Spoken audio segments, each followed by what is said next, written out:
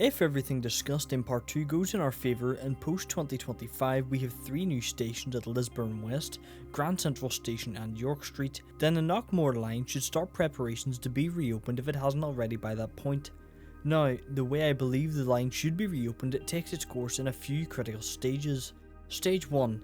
Figuring out where to put the stations and what way they will be laid out is the main thing to consider after our feasibility study is completed, which we can predict will give a positive result due to the fact that if Translink ever thought otherwise, they would have demolished the line years ago. We can automatically assume Northern Ireland Railways will want to reinstate Crumlin, Glenavy and Ballinderry stations also.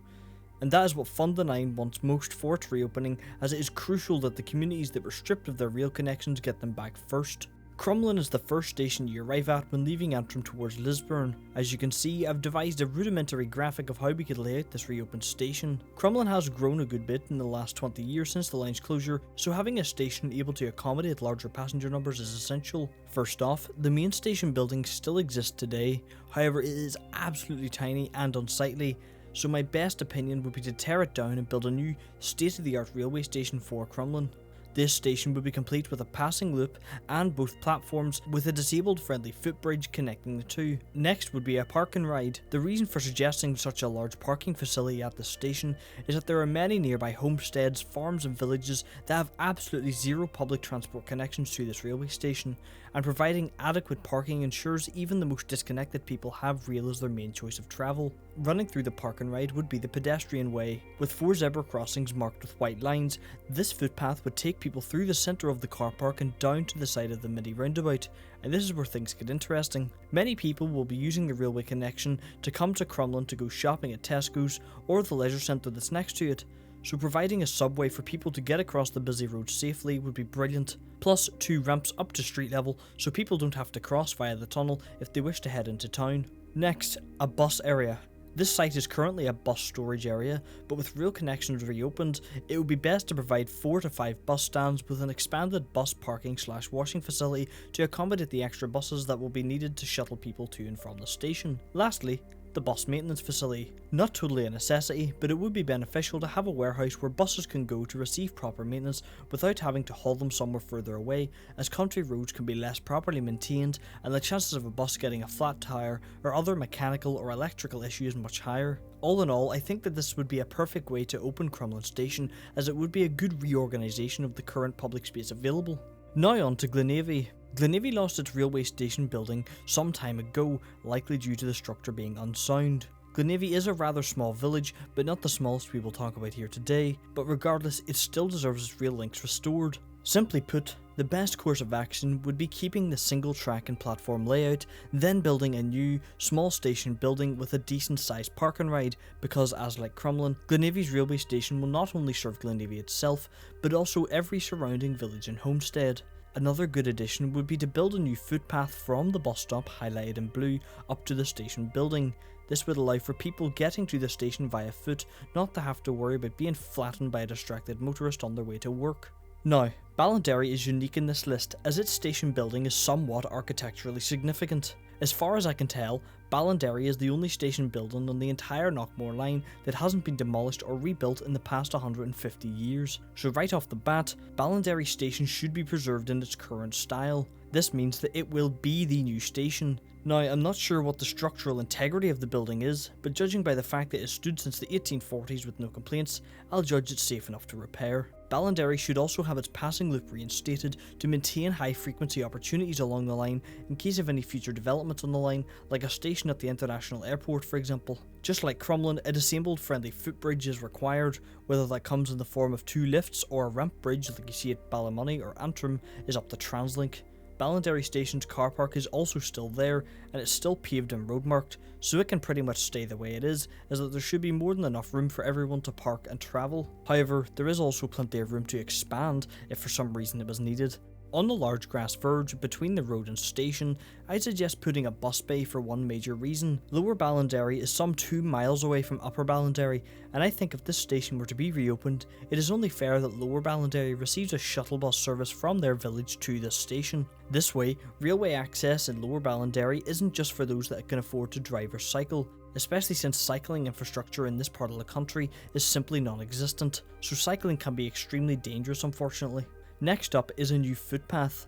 Now there is a footpath already on one side of the road, but crossing from there to the station is awkward and rather dangerous. My best solution would be to extend the other footpath towards the station, and then people can cross directly onto another new footpath that takes them through the station car park and bus bay to the station itself. However, another good addition would be to tighten the bend at the corner on North Street and Station Street. Currently as it stands, it's a corner that is designed to let drivers turn as fast as possible, and this is an absolute death trap for anyone trying to walk through the station. Other traffic calming measures could be instated as well, such as speed bumps. Finally, since NIR currently use Ballinderry Station site as a yard to store permanent weight materials, I would say it's best to make this a permanent feature when the station is reinstated. To make things safer too, adding a siding or two would be beneficial, as it means the ability to house a train on the line for the night, and to get equipment onto the rails without having to do it directly. Now, as I previously mentioned Lower Ballinderry, and it should have a shuttle bus service to the new station, it needs a proper bus area itself. This large lump of grass to the side of the Lower Ballinderry Road would be a perfect area to put a small bus bay so children going to school or people commuting don't have to wait next to the road, and buses don't cause traffic jams when loading or unloading passengers. Other than the stations that I have previously mentioned, I do have one further suggestion, and that is to reinstate the railway halt at Brookmount. Brookmount was closed in the 1960s, so the station building has long been demolished and is now the site of a private residence. The only hint that remains of the former station is a slither of platform that still sits over the edge of the embankment, as if it's still waiting for passengers to arrive. So where do we put this new halt? Well, my suggestion is to put it on the railway bridge that crosses over the Brookmount Road. A halt here would take minimal purchase of land, and now you may be wondering, but why would you even put a halt there? The area around it is just a few middle-class 3-car families and farmland. My rebuttal to this would be that Brookmount wouldn't be a full-time halt on the line, but instead would be served by every other train due to the extremely low population in the area. This would mean that people living there wouldn't have to choose the car, as at least a few times per day a train would pass through to take them to work, university, etc. The gap in the line between Lisburn and Ballinderry is also 7 miles, so Brookmount would help break up that even further, especially since there are going to be a lot of people in the surrounding area that will want to use the railway services, and having to drive maybe 3.5 miles less will greatly benefit them. There's also room for a park and ride if it is required, as there is a large uncultivated field next to the halt location. This would be good even as a small park and ride, as the majority of people coming to the station will probably get there via car. A final note, however, would be to provide a new footpath from the junction up to the station entrance, as to maximise walkability for those who actually do live nearby. With that said, I do think that all of these shown stations are fully possible with the current Department for Infrastructure budget, even if the odd thing needs to be scaled down a tad, but I tried to leave as much wiggle room as possible. All of these stations also need one crucial thing: cycling storage. Now, I did say it can be dangerous to cycle in these rural areas, and that is true, but it is not true everywhere, and plenty of people cycle every day, so providing adequate cycling storage is the best way to promote active travel. Aside from these, what I call legacy stations, I want to address one of the longest standing arguments for reopening the Knockmore Line. Belfast International Airport is by far one of Europe's most disconnected capital airports, and for over a decade there have been endless calls, campaigns and suggestions to reopen this line and provide a link to the international airport at Aldergrove. A railway station at Belfast International Airport would be revolutionary for Northern Ireland and indeed the British Isles, as finally people commuting to and from NI via our busiest international airport will be able to do so without having to worry about how to get to their accommodation or really anywhere else they want to go to, as there will be a dedicated railway station right at the airport terminal. However, I'm not going to be making a formal suggestion on how to implement such a railway station, as that would require a level of research and study that I am not financially capable of. But I will say that any railway station at the international airport needs to be built onto the side of the existing terminal building and not somewhere out of the way, as that solves nothing. Stage 2. Once we have the stations worked out, then comes the question of what way will this reopened line be operated. Well, thankfully I have a good answer to that question. Northern Ireland Railways have 23 Class 3000 diesel multiple unit DMUs, and Translink, as part of their COP26 pledge, stated that they are planning on procuring new bi-mode rolling stock between 2027 and 2029. Bi-mode trains, for the uninformed, are trains that are powered electrically via overhead wires and a pantograph that extends from the top of the train to connect the train to the electrical grid, or they can also be powered off-grid using an onboard diesel engine that drives an electric motor and then in turn drives the train. With this, and the DFI recently announcing that they are exploring costs into a feasibility study to electrify the Belfast to Newry line, means that these bi-mode trains are being procured to work the Belfast to Newry service, and thus paving the way for a fully electric enterprise service also. Our current Class 3000s and 4000s recently went under refurbishment, so they aren't due to be replaced until 2035. So how does any of this affect the Knockmore Line's reopening? Well, given that it takes roughly 18 minutes to travel 21 miles at 70 mph, adding on a bit of time stopping for passengers, it takes roughly 30 minutes to get from Antrim to Lisburn via the Knockmore Line. Let's assume it takes 10 minutes to turn the train around to each end of the line. That would result in a round-trip journey time of 80 minutes. This would only require 3 trains on the line at any given time to maintain a 2 train per hour service. This would obviously require the Knockmore Line to be capable of speeds up to 70 mph to hit our frequency target, something that is more than doable. So all of the previously mentioned developments perfectly line up for what we have in mind. Once these new bi-mode trains are procured, that will free up the Class 3000 to be put to use on the Knockmore Line on a half-hourly service from Antrim to Lisburn. To accommodate this half-hourly service, Antrim Railway Station would need to have its former Platform 3 reinstated. Platform 3 at Antrim Station has been out of commission for a very long time now, and a quarter of the platform itself was lost during the 2012 redevelopment of Antrim Station when the track was lifted at the end section to make way for the bus station expansion and modernisation. The easiest solution here would be to extend and refurbish Platform 3 up to the length of Platform 1, and another brilliant addition would be to reinstate the siding at Antrim and reorganise the crossing points to let trains access the siding from the Knockmore Line, as currently only trains travelling from Belfast can directly access it. There is also a potential to turn the siding into a Platform 4, which would allow for frequencies that are required for the Circle Line proposal. Another key thing to note is that Platform 3 at Lisburn is regularly used to let the Enterprise service at Dublin pass through the city at speeds up to 90 mph by having the Belfast to Portadown service step aside to allow the Enterprise service to pass through uninterrupted. To ensure the Antrim to Lisburn service wouldn't be hindering that operation, it may be beneficial to create a Platform 4 for Lisburn Station. This platform would sit adjacent to Platform 3 on an existing bit of track that forms the siding into the yard at on-track technicians. This new platform could then be used exclusively for the Antrim to Lisburn service, and access to the platform would only require a new staircase down from the existing footbridge and a lift for disabled persons. Doing this would allow Platform 3 to keep its role of helping maintain high speeds for the Enterprise service along the line. Once the operation of the line has been chosen, and once the stations have been decided, planned, approved, and contractors have been assigned to the job, then comes the third stage, reopening the line. The most important aspect of the reopening will be the estimated cost of the entire project. We will be using data from www.railfuture.org.uk, and this data is from their findings of how much it would cost to reopen a single track line in Weisbeck, East Anglia. The line that they were reopening in 2016 had been closed from 2000, with the only difference of it never being maintained. So for the sake of simplicity, we're going to be calculating the cost of the Knockmore Line, assuming that there has been zero maintenance from Lisburn through to Antrim in the last 20 years. These costs go as follows. Firstly, in 2016, the cost of reopening 1 mile of single-track rail cost £4.5 million. So for 21 miles, that track would cost you £94.5 million. Secondly, you have the stations. Assuming Lisburn West does become a reality, we'll factor in this too using Rail Future's estimates. So for 3 double-track stations plus 2 single-platform stations, that gets you a sum of £20 million. Lastly is the cost of passing loops. Now, because Ballinderry and Crumlin would already have passing loops essentially built into the station's design, you would really only be adding extra ones to improve the frequency of the services.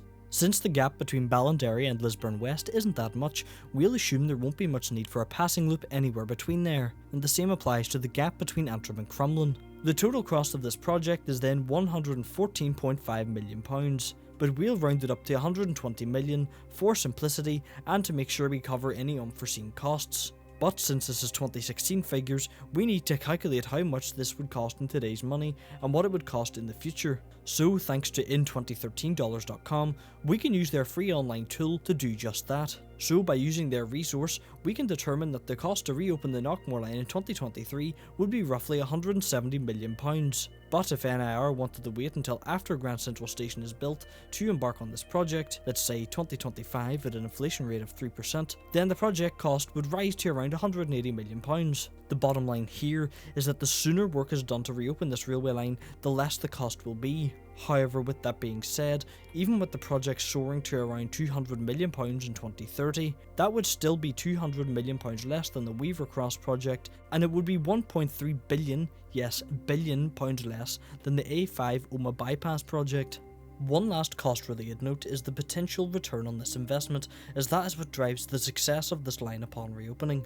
Antrim to Lisburn is about the same distance as Londonderry to Ballerina, so I will apply the cost of that journey to our reopened line.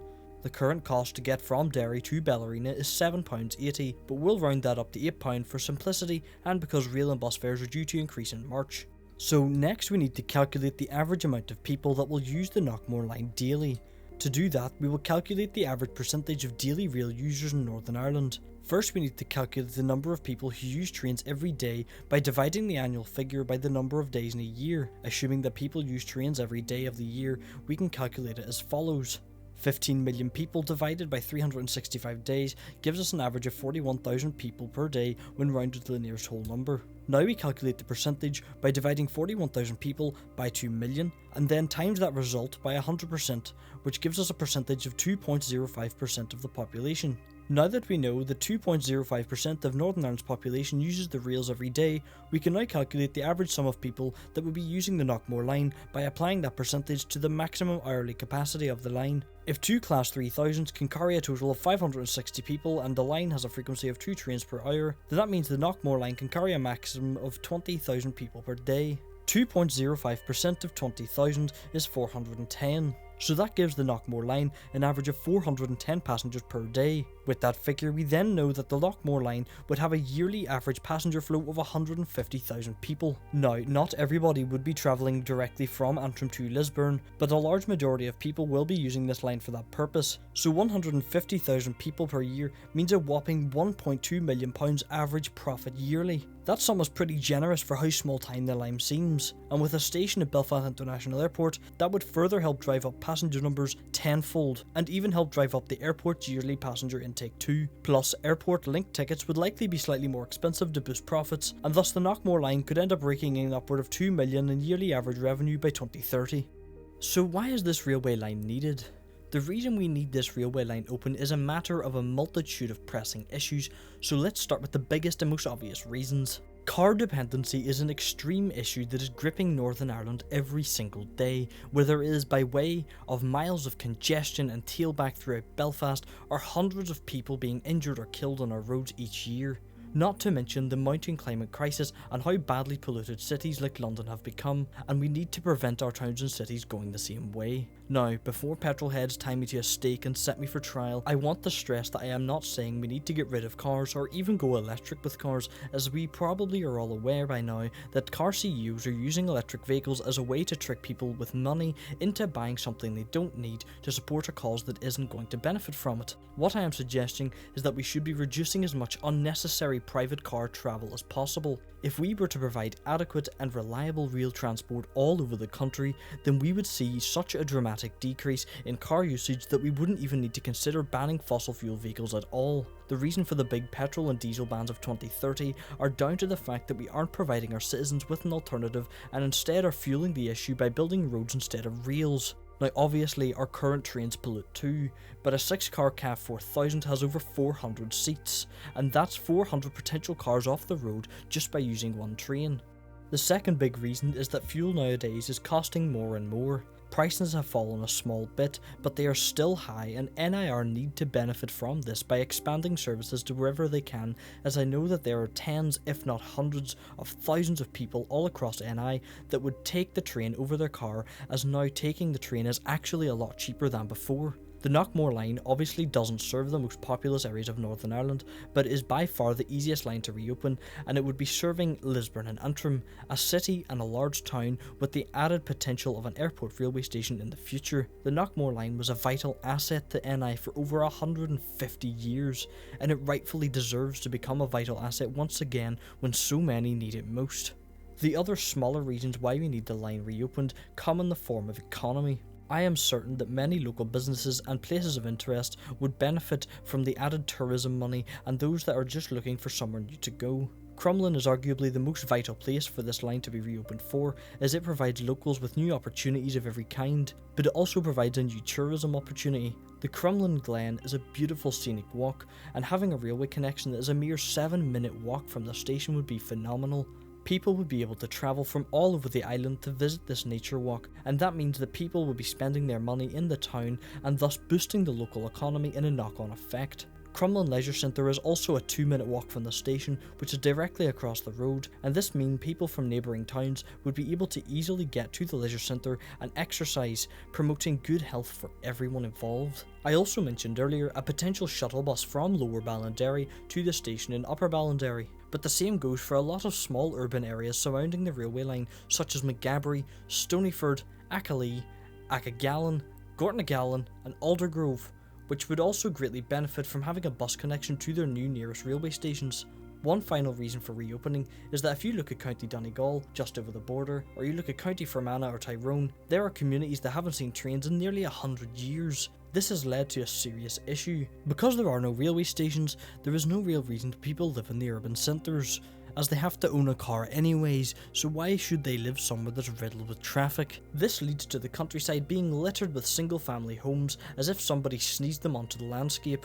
This is exactly what we are now starting to see in the areas surrounding the Knockmore Line, as people have no real reason to stay in the towns unless they are choosing to build or buy homes out in the sticks, as they already have cars anyway. Providing these communities with rail infrastructure will once again not only provide more reasons for people to live in urban centres, but it will also mean more people will move out of the countryside to towns and cities, and thus preserving our natural habitat and wildlife, thanks to there being less houses and cars as a result. Of course, some people will choose to stay out of the urban centres, and that's fine, but that doesn't mean we shouldn't have the infrastructure there for them if they one day change their mind. The benefits of the Knockmore Line being open vastly outweigh the cons, and frankly, the only real con is that it will cost time and money. Money our government has more than enough for projects like this. And speaking of money, this line reopening would create tons of new jobs and job opportunities for literally thousands of people, like train drivers, maintenance crew, guards or conductors, ticket masters and all other kinds of staff essential for running a railway line, not to mention the new jobs that would be created in the local towns and villages as a result of increased tourist and local traffic. This means more money again being pumped into the local economy and helping grow the small towns in the area into a larger urban centre as time goes on. So how do we get the Department for Infrastructure and Translink to start working on this? Well, personally I believe they may already be doing that, but to just blindly assume they are is idiotic, and instead the best thing you can do is sign our petition, email or write to your local MLA and tell them how much this railway line would positively improve your daily life if it were to be reopened. The more you use your voice as a citizen of this country, the faster you will see the positive change you desire, and that goes to everyone in parts of Northern Ireland and Donegal that are desperate for railway connections in their area. Get together with like-minded individuals, form your own campaigns and let the people in charge know what you want, and get your local communities to rally behind your cause. The more people shouting and the louder you are, the harder it is for the power that be to ignore your calls.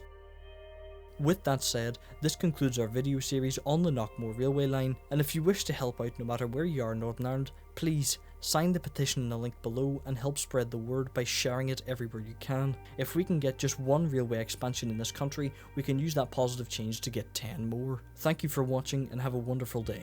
Goodbye.